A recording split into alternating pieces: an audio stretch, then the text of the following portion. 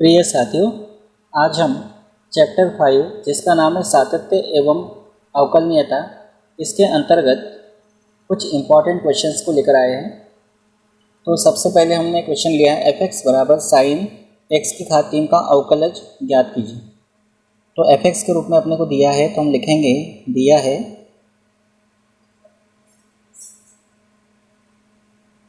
f(x) बराबर sign x की घात 3। अब इसका अवकलन करना है। ये जो हमको फलन दिया है x के रूप में दिया है, तो हम यहाँ x के सापेक्ष अवकलन करेंगे। हम लिखेंगे x के सापेक्ष अवकलन करने पर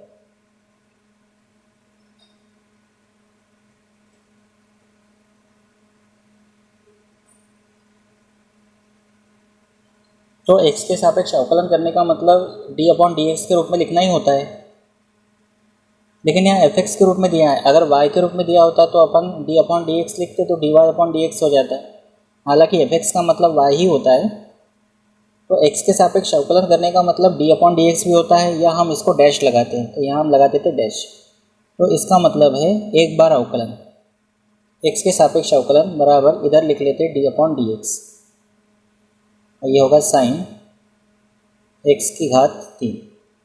अब सबसे पहले साइन का अवकलन करेंगे, और हम जानते हैं कि d/dx साइन x बराबर होता है कॉस x, यानी साइन का अवकलन होता है कॉस, और यहाँ जो रहता है वही यहाँ आता है। तो साइन के साथ x की घात 3 है, तो साइन का हो जाएगा कॉस, और x की घात 3 साथ में है तो वो साथ में ही रहेगा। ये हमने साइन का अवकलन किया।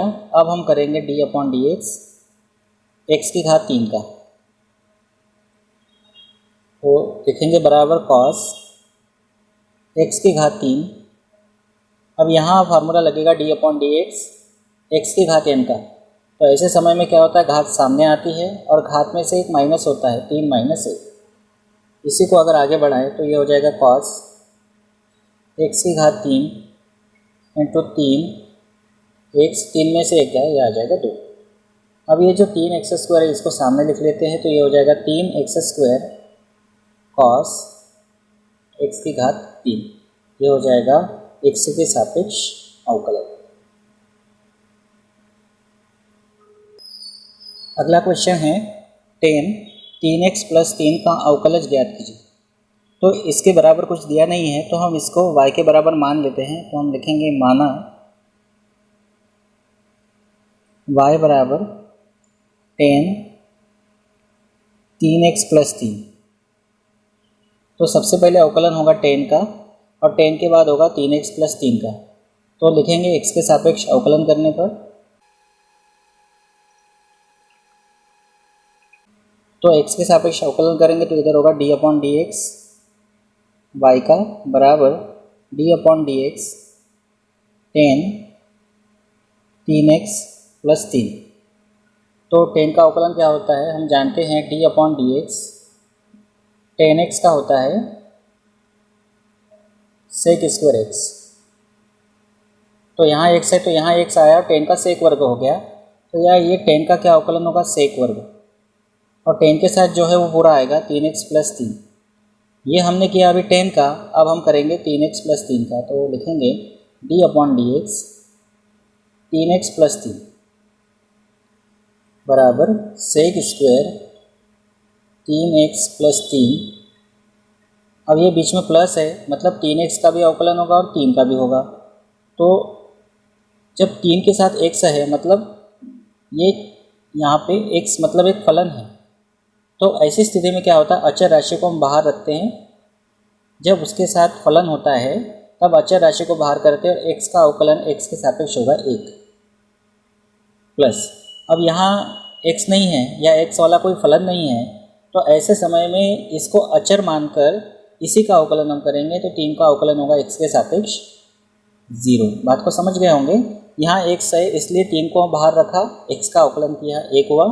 यहाँ सिर्फ 3 है, मतलब सिर्फ अचर है, तो अचर का अवकलन हम जानते हैं 0 होता है, क्योंकि आपने पढ़ा है d/dx अगर x है तो x का अवकलन 1 होता है, और d/dx अगर कोई कांस्टेंट होता है तो उसका अवकलन होता है 0। तो यहाँ कांस्टेंट क्या है 3।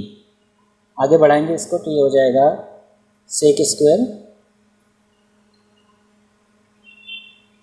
3x प्लस 3 और यहाँ आएगा 3 एकम 3 और प्लस 0 का कोई मतलब नहीं तो उसको हटा देते।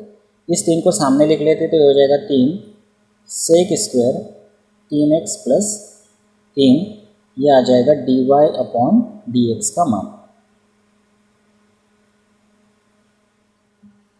अगला क्वेश्चन है यदि x माइनस वाई बराबर पाई तो dy/dx ज्ञात कीजिए। तो ये आपको दिया है और dy/dx का मान ज्ञात करना है। तो हम लिखेंगे सबसे पहले जो दिया है x माइनस वाई बराबर पाई, दोनों तरफ x के सापेक्ष अवकलन करेंगे तो हम लिखेंगे x के सापेक्ष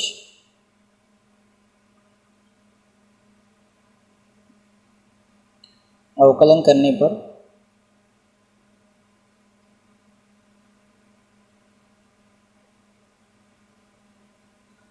तो इधर होगा d/dx x माइनस वाई और बराबर ये होगा d/dx पाई।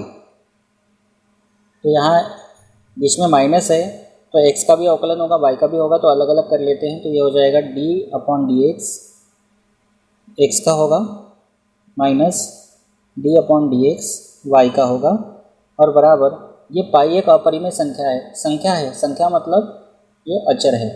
तो d/dx पाई का यानी x के सापेक्ष पाई का अवकलन कितना होगा 0। यहाँ देखो x के सापेक्ष x का अवकलन होता है 1 माइनस dy/dx बराबर 0। एक को यही रहने देते हैं, ये माइनस में है तो इधर जाएगा प्लस में हो जाएगा dy/dx। तो हमको चाहिए dy/dx का मान, तो हम लिखेंगे या dy/dx बराबर 1। तो इस तरह से हमारा जो मान आया वो कितना आया 1। अगला क्वेश्चन है यदि y प्लस साइन वाई बराबर कॉस एक्स तो dy/dx ज्ञात कीजिए। तो सबसे पहले जो दिया है उसको लेके चलते हैं, y प्लस साइन वाई बराबर कॉस एक्स। एक्स के सापेक्ष अवकलन करने पर आप सेंटेंस लिखेंगे तो ये हो जाएगा y का dy/dx प्लस साइन वाई का होगा d/dx साइन वाई बराबर d/dx इधर होगा cos x। तो ये dy/dx जैसा का वैसा ही रहेगा प्लस साइन y का होगा cos y और फिर y का होगा, क्योंकि यहाँ y है और हम कर रहे हैं x के सापेक्ष, इसलिए साइन का किया cos और y का होगा dy/dx बराबर cos x का होगा माइनस साइन x। दोनों में से dy/dx कॉमन है, dy/dx तो बचेगा 1 प्लस cos y बराबर माइनस साइन x। हमको चाहिए dy/dx बराबर माइनस साइन x। ये कोष्टक पूरा गुणा में है, ये जाएगा बटे में, तो 1 प्लस cos y। तो इस तरह से हमने ज्ञात कर लिया dy/dx का मान।